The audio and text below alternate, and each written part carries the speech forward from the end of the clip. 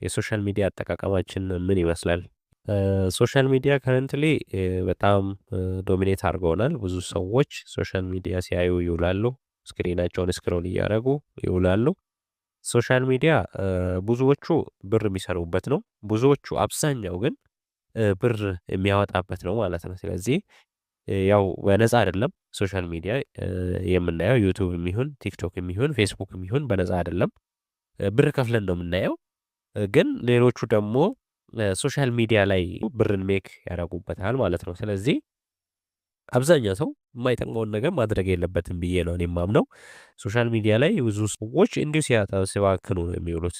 በተለይ አሁን እናቶች ምንድን ነው ሶሻል ሚዲያ ላይ አዲክት ከመሆኑ የተነሳ ልጆቻቸውን የሚረሱበትና ልጆች ወደ እሳት ወደ ኤሌክትሪክ የሚሄዱበት አጋጣሚ ነው። ቲክቶክ ኦር ሌላም የተለያዩ ቻናሎችን ስንጠቀም ስለዚህ ቁጭ ብለን ቲክቶክ ላይ ጊዜያችን ብራችን የምናጠፋ ከሆነ ለምን ብለን ራሳችን መጠየቅ መቻል አለብን። እና ብዙ ሶሻል ሚዲያ ላይ አይታችሁ ከሆነ የሚለቀቁ ኮንተንቶች በጣም የሚያስቁ እዚህ ግባ የሚባል ኮንተንት አይሰሩም።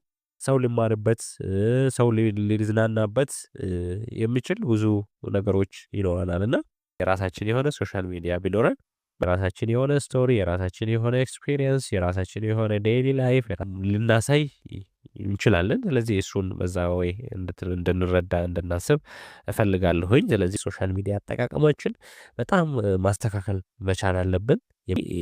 በልኩ መሆን መቻል አለበት። ስለዚህ የሚጠቅመን ነገር ከሆነ ብቻ ነው የሆነ ነገር ላይ ጊዜም ገንዘብን ማጥፋት ያለብን። የማይጠቅም ነገር ከሆነ ኢግኖር ማድረግ መቻል አለብን የሚል መልእክት ለማስተላለፍ ነው። እኔም ሶሻል ሚዲያ ከዚህ በፊት አልነበረኝም። አሁን በዩቱብ አካውንት ከፍቻለሁኝ። ስለዚህ አካውንቴ እንዲያድግልኝ ሰብስክራይብ አድርጎ የዚህ ዩቱብ ቻናሌን ሰብስክራይብ በማድረግ አሳድጉልኝ ማለት እወዳለሁኝ።